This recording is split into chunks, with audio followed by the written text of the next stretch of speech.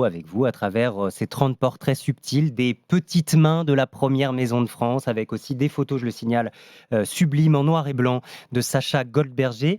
À l'Élysée, il y a le fameux locataire Bien sûr. qu'on élit tous les 5 ans, et puis autour de lui, ils sont 800. Oui. 800 membres du personnel employés pour servir l'État. Comment vous est venue l'envie de dresser leur portrait? Bah, la politique, le moment de l'élection présidentielle, c'est le moment le plus important. Et je me suis dit, tiens, et si on mettait la lumière sur d'autres gens que ceux qu'on va voir dans tous les médias, tout le temps, en permanence, et dont on ressasse les noms depuis des mois et des mois. Et et il y avait un autre point, c'est que je me suis dit, tiens, et si on mettait pour une fois, puisqu'elle est tellement décriée, cette politique, la politique à hauteur d'homme. C'est pas sur RMC que vous allez me contredire, parce que là, votre info est à hauteur d'homme. Je vous confirme, on essaye en tout cas. Pourquoi ne pas mettre l'Élysée à hauteur d'homme? Donc, aller parler à ceux qui font et qui font en sorte que le locataire du moment ait aucune contrainte matérielle et puis vivre parfaitement sa vie de président de la République. Alors, ils ou elles sont huissiers, standardistes, fleuristes, on va y revenir en le détail.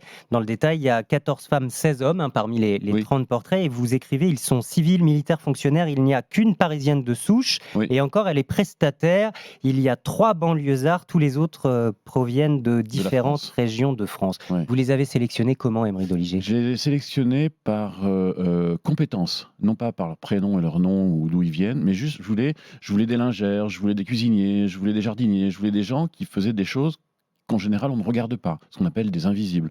Et une fois que j'ai proposé cette liste de métiers, ils ont mis des noms en face à l'Élysée. Parce qu'il fallait leur demander l'autorisation. Donc C'est ça, c'est tout un protocole assez important on pour avoir connaît l'autorisation. la discrétion de l'Élysée, vous avez eu l'autorisation assez facilement?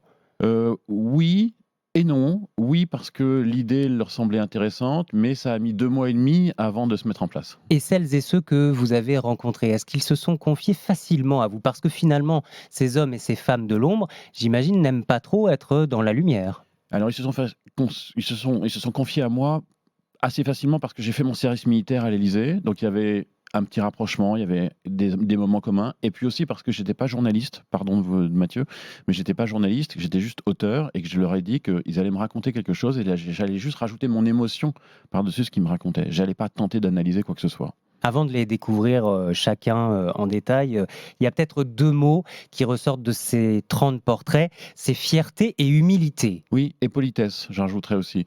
Fierté parce qu'évidemment, ils travaillent dans le sein des saints et ils voient l'histoire de France se faire devant eux, mais ils veulent pas frimer, c'est-à-dire qu'ils sont très, très respectueux de l'endroit et énormément de politesse parce qu'ils reçoivent avec une délicatesse et une gentillesse, c'est assez hors pair.